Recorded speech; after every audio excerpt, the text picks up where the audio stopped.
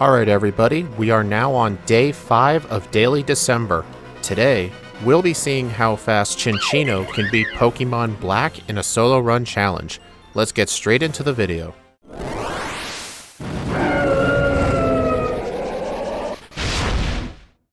I did mention in yesterday's video where I did Pokemon Emerald with Deoxys attack versus defense form. I did mention at the end of it that Cincinno is an absolute beast. And it may not seem like it if you take a look at the stats and the moveset. We have 75 HP, 95 attack, 60 defense, 65 special attack, 60 defense, and 115 speed. We definitely have way too much speed for this game.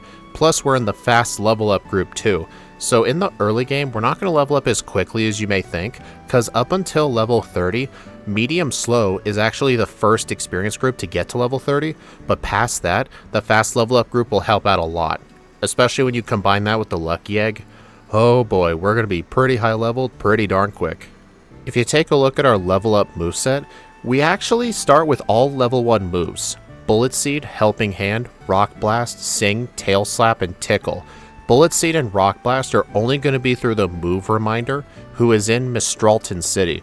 So our starting moveset is Helping Hand, Sing, Tail Slap, and Tickle. Tail Slap is actually a somewhat decent move. It's 25 power, 85 accuracy, and it can hit anywhere from 2 to 5 times. But you need to take a look at the bottom part of the overlay, where you can see we're running the Brave Nature, which is plus attack minus speed, because we have too much speed. And our ability here is actually our hidden ability skill link. This makes multi-hit moves like Tail Slap, Rock Blast, and Bullet Seed always hit 5 times. So when you do the math of Tail Slap with the 25 power times 5 with Stab, that gives Tail Slap an effective power of around 187 with a 5 hit with Stab. It is a little inaccurate, but this is way more powerful than a Stab return. For comparison, a Stab return is roughly 153 base power, so the fact we're going to be doing about 35 more base power than return is just insane. And while we're going through the early game, if you take a look on the right side of our screen, we actually don't get that many TMs, but we get a good variety of them. For some reason, this thing learns Calm Mind. I really don't know why. This thing doesn't really have many special moves besides Thunderbolt Thunder, Focus Blast, and Grass Knot, pretty much. I mean, Focus Blast and Grass Knot could be useful for some things, but I think we're mainly going to be sticking to Bullet Seed, Rock Blast, and Tail Slap, just because since they can always hit 5 times, it's going to do real good damage. Bullet Seed is going to have an effective power of 125, along with Rock Blast. Tail Slap, though, is going to be close to 183. So it's going to be very powerful. So honestly, I think besides Return and Dig, we probably don't need many TMs. And as soon as I enter Striaton City, I could do the training at the Dream Yard before I do the gym, but I actually don't think it's necessary. I can just go take out Bianca and Sharon and go take on the first gym leader, Chili.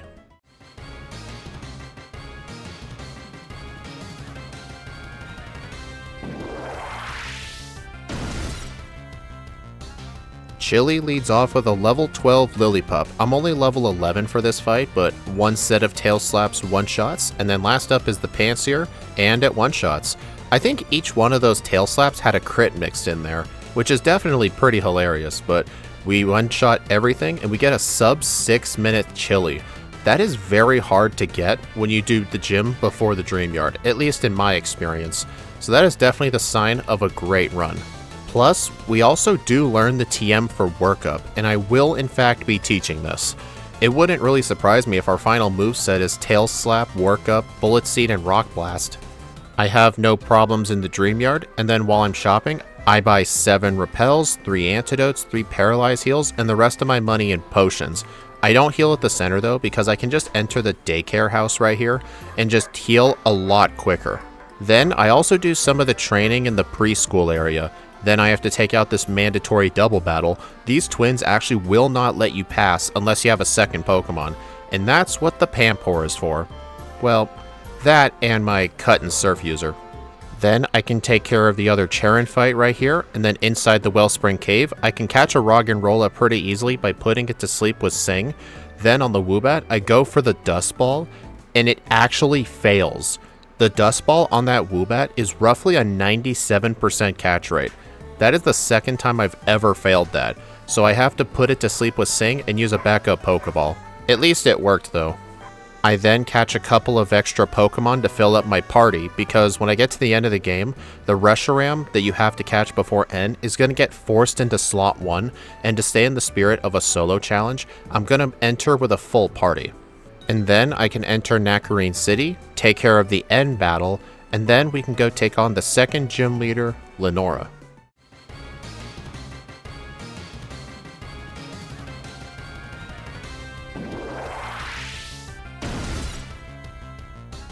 She leads off with her Herdier. It does get off an Intimidate. I go for a workup to cancel the Intimidate, and then I go for Tail Slap, one-shotting it. I get to level 20. Then on the Watchog, I go for a Tail Slap, and it one-shots. I can guarantee if it weren't for the workup, that thing probably would have lived. But are you guys seeing what I meant by this thing being a beast?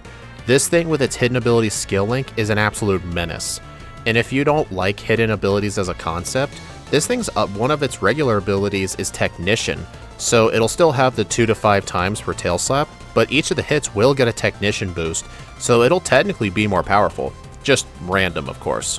One of the things about doing solo runs in Pokemon Black is that in between each of the different cities in between gyms, usually the routes in between them don't have anything interesting. Pinwheel Forest is mostly just fighting Team Plasma Grunts, and then I can just cross the Sky Arrow Bridge and then enter Castelia City. Although in Castelia, there are a few things I could get. If I was running a first stage Pokemon, I could get an Eviolite, or if I need it, I could also get either the Attract TM or the Rest TM. But for right now, I'm not going to get any of those, and I'm just going to go straight into the gym and take on the third gym leader, Berg.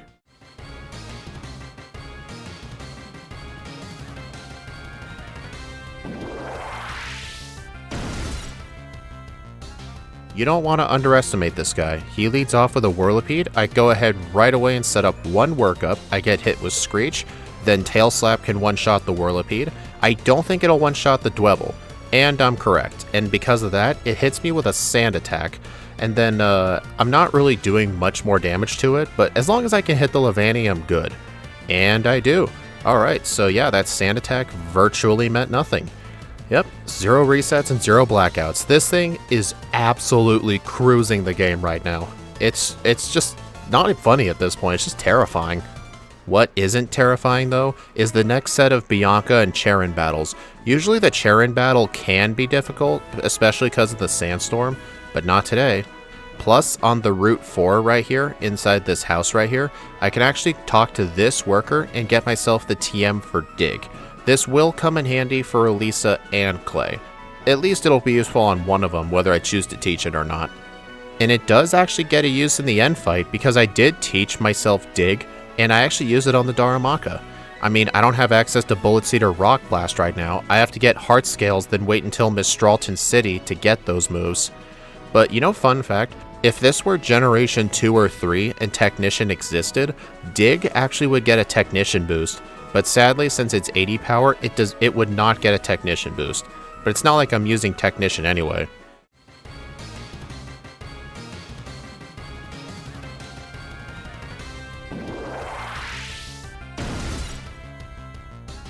Dig here is only really going to be useful for the Zebstrika, not for the Emolgas. But that's fine though. For the Emolgas, I can just one-shot each of them with Return. I'm not going for Tail Slap because each instance of Tail Slap is going to activate the chance of static, and the fact that it's going to get hit with 5 Tail Slaps is probably going to be like a 99% chance of being paralyzed. I know that's not what the math is, but you know what I mean. At least I don't get paralyzed either way. Plus, inside the Pokemon Musical, there is an NPC I can talk to for the TM for Echoed Voice, which does more damage the more you use it. I'm not going to get that TM though, just because Tail Slap is that freaking powerful. The only thing really holding it back is its chance to miss. Inside Driftfell City, I can enter the market right here, get an Expert Belt, a dozen Moo Moo Milks, and then right in front of this girl right here, I can actually get a Heart Scale. And then in the cold storage, I can talk to this trash can for a PP up. And then behind the cold storage itself, when you go through this grass, I can actually get another Heart Scale. Alright, yep, these are the 2 Heart Scales that I'll need for those other moves. And since Cincinno is still completely crushing the game at this point, we're actually already at the 5th gym leader Clay. This might be a little difficult. I have Dig, but his Pokemon are still pretty defensive. Why don't we go take him on and see how this goes?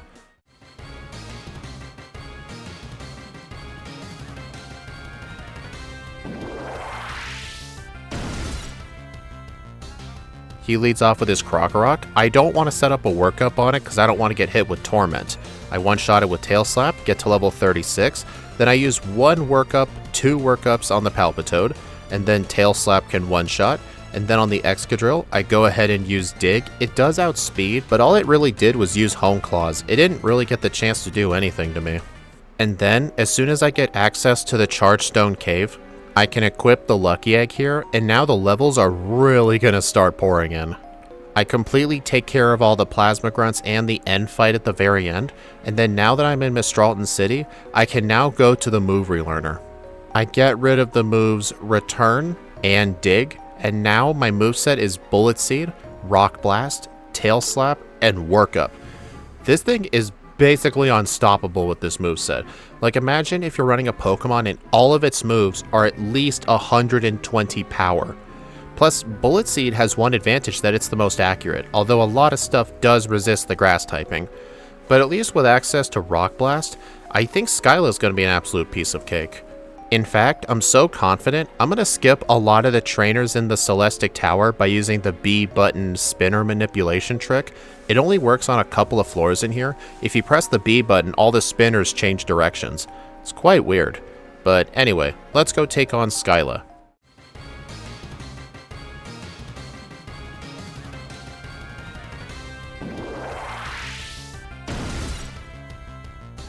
Skyla leads off with Swoobat. I go ahead and use 1 Rock Blast for the one-shot, no setup needed. Then I can Rock Blast the Unpheasant, I get to level 45. And then on the Swanna, I go for 1 more Rock Blast for the one-shot. Yeah, okay, it's really nice seeing a non-legendary just one-shot everything. I think out of all the gym fights so far, the only gym leader Pokemon that survived a hit was Berg's Dwebble, which is honestly kind of insane to think about. If I had just used a second workup on that Whirlipede, it would have one-shot. I can definitely see why Cincinno's skill link was locked as a hidden ability, because if this was in the regular game, like easily accessible, it'd be so bad. There are a couple of things I need to do in Twist Mountain though. I'm going to go ahead and defeat Charon right here, get this rare candy, and then I can go into this entrance right here and get myself the TM for Substitute. This will be helpful to avoid Toxic on Getsus. And when I emerge on the other side, I can get another rare candy. Also, everything that I've gotten so far, from the rare candy, to this rare candy, to the Substitute TM, are all winter exclusive. It is the sole reason I play in the winter. It is a little sad not seeing the other seasons, but oh well. Let's go take on the 7th gym leader, Bryson, aka the Lost Actor.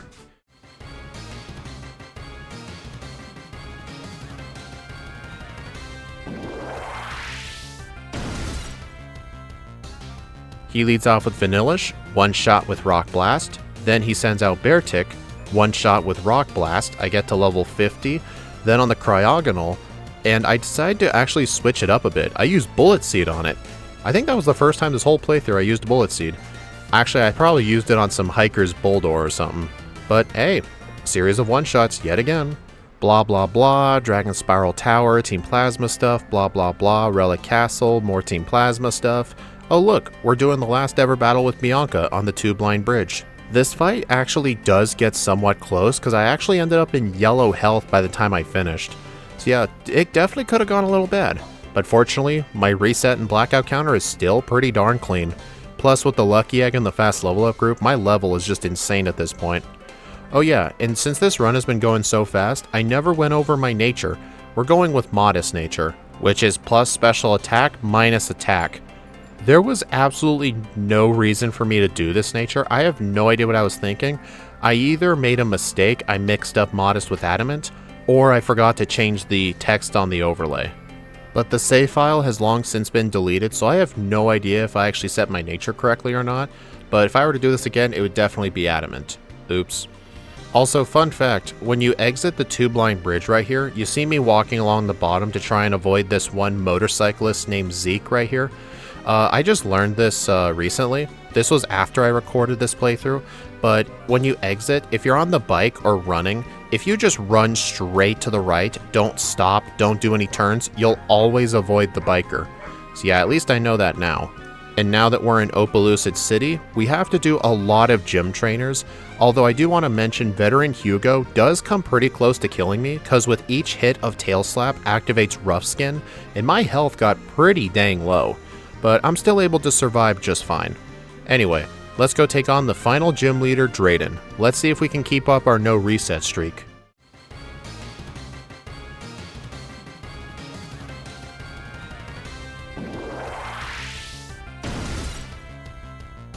He leads off with Fracture, it's a one-shot with Rock Blast, I don't know why I didn't use Tail Slap. Then on the Druddigan, it actually survives a Rock Blast. Okay, that was completely my fault.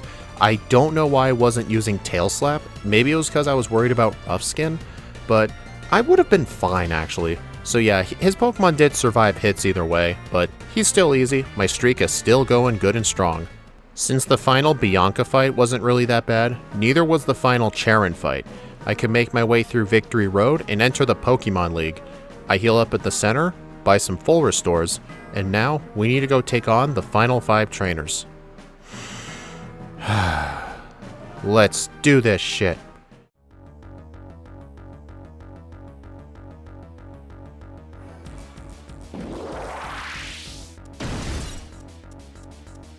The first member I choose to fight in the Elite Four is Caitlyn, the user of Psychic types. She leads off with Reuniclus. I thought of going for one workup, but I switch it over to Tail Slap. You don't want to set up on that thing. That thing has Focus Blast and Thunder, and that hurts. But her team wasn't even that threatening. I don't even know what I was worried about. Next up is the Dark type Elite Four member, Grimsley.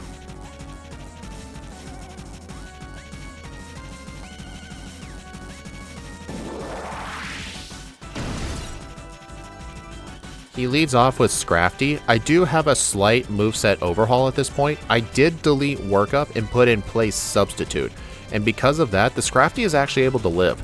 The main reason I want to Substitute up is to block any instances of Sand Attack, plus it'll actually block a hit from anything that survives, like most likely the Bisharp, because I don't think I'm going to one-shot the Bisharp. And I was correct. Unfortunately for me, the Substitute was there to tank the Night Slash. And then the Liepard goes for Fake Out, I live at 34 HP, I get to level 65, and Grimsley is defeated.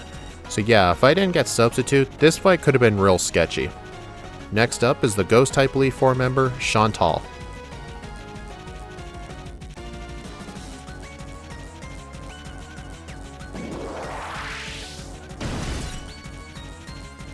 She leads off with Cofagrigus, I set up a Substitute, and then I go for Rock Blast. It does survive though, so I have to use it again. It's a good thing Rock Blast doesn't make contact, because if Mummy activated, I would have lost Skill Link. That would have been really dang bad. But fortunately though, with Rock Blast, the rest of her team is pretty good. Although funnily enough, Cursed Body activates during a Bullet Seed from the Jellicent, but the Bullet Seed still finishes, so that effectively meant nothing. Next up is the Fighting type Elite Four member, Marshall.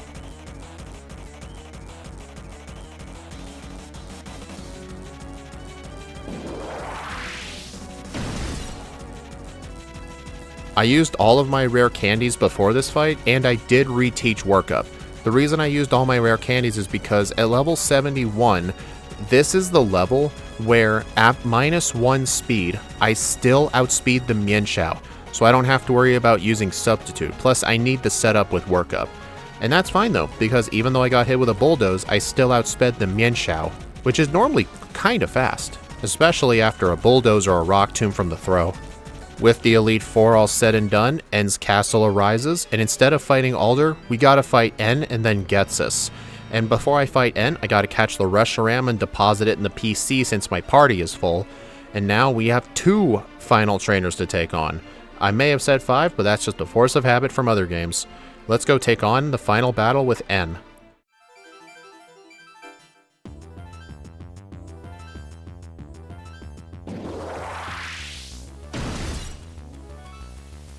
N leads off with his Zekrom. My final moveset is Tail Slap, Rock Blast, Substitute, and Workup. I am not going to need Bullet Seed anymore. I go ahead and use one workup on the Zekrom, then a second one. Fortunately, the Zekrom has light screen and not reflect, and I do survive 2 uses of Fusion Bolt, although I am at pretty low health, so all of that experience in rare candies were definitely required. Then on the Kling Klang, I actually miss Rock Blast, and then I get killed, and I get my very first reset on N. Darn, we were so close to a resetless run.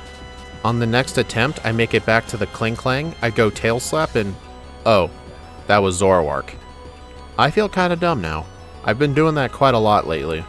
Then afterwards I can defeat the real Kling Klang, then the Ice Cream Cone, and then the Caracosta. I don't have Bullet Seed, so I'm gonna have to use Rock Blast, and fortunately multi-hit moves ignore Sturdy. Then I can Rock Blast his Archeops, and with the Archeops down, N is defeated. So now, we gotta go take on Getsis and finish this run.